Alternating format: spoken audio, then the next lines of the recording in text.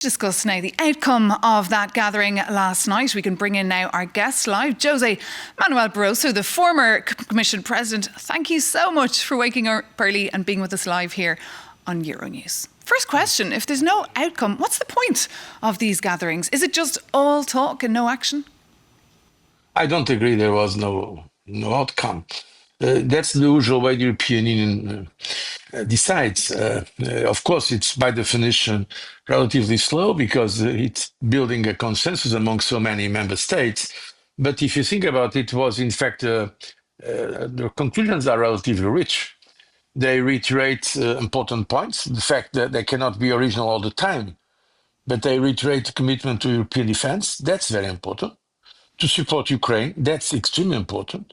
Also, some conclusions on competitiveness, on the so-called savings and investment union. I will but prefer just on to Ukraine, Mr. Barroso, we're missing Hungary in these conclusions again and again. No, but okay. And how can the EU ever speak with one voice without Hungary? But that's natural. We are a democratic community of nations. We cannot force one country against its will. 26 countries agreed. Can you show me any other case in the world where we have 26 countries agreeing on so many matters as the European Union? Of course, Ukraine, Hungary, I remember well, I was in the Commission in 2014 when already then Mr. Orban opposed sanctions to Russia. But in spite of that opposition, we adopted 16 package of sanctions against Russia. But that's exactly how the European Union works. We cannot force one country. And that's a complete mistake to think that because one or two countries have different opinions that the European Union cannot act. By the way, there are in the system, namely the treaties, provisions, for instance, enhanced cooperation that allows the European Union to go forward even if there is not a majority of countries going forward. But Mr. Barroso, from the outside looking in, it looks like the EU can only act in a crisis. Bring us inside that leaders' room. You've been in there many times. Exactly. That's my experience. You're right. It's namely when there is a crisis that European Union leaders, by the way, it's more or less psychological, only when there is a real sense of urgency, sometimes of drama, that we are ready to take decisions that before were not possible to take. We saw that during the financial crisis. We saw during that the pandemic. And we are seeing that now in face of the invasion of Ukraine by Russia. Look, what's happening, for instance, in Germany? It's unprecedented. It's of historic proportions. Germany has put an end to this debt break. They are changing the constitution. They are allowing now to massively support defense. A country like Germany, some years ago, it would be impossible to think about it.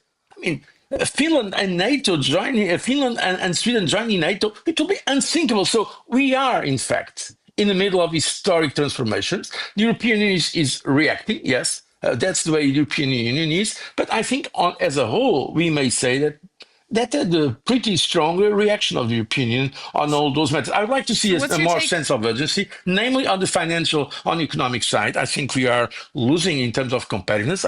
I think the sense of urgency should be reinforced. But basically, I think the direction of travel is quite positive. And just on the talks between the Kremlin and President Trump, I know you've met Mr. Putin 25 times, but the EU seems to be left out in the cold of these talks. How should the EU react to that? I mean, sooner or later, the European Union will come because there will be no peace without the European Union, quite clearly. Not only Ukraine is a country in the European Union and in Europe, I'm sorry. And Ukraine says that it needs, of course, the European Union to be associated. But even Mr. Putin said already that there will be no peace without the lifting of sanctions, or the sanctions have been imposed by the European Union. So the Russians are the first to be interested in having Europe associated. Now, Mr. Trump has his own ideas about the way he's negotiating. We see that it is not unfortunately, the ceasefire was not possible in less than 24 hours, as it was predicted initially. It was 24 hours. Afterwards, it was 1 month. So I think now people are understanding that these matters are much more complex. Big powers can impose war, but they cannot impose peace. It's very important to understand this. A big power can impose war if it invades a country, and that has happened many times. It has happened precisely recently, the invasion of Ukraine by Russia. But to impose peace is much more difficult, because to impose peace you need the internal causes to address the internal causes of the conflict, not only the external conditions of the conflict. So, of course, we have to have peace in Ukraine, and I believe it's going to be much more difficult than people think. One thing is ceasefire. Another thing is peace. We need Ukraine to be part of it, of course, and we need Europe to be also debate, of part course, of this on whether effort. Ukraine should join the European Union. But José Manuel Barroso, we'll leave it there. Thank you so much for tuning in to us here and for bringing your insights on those EU summits.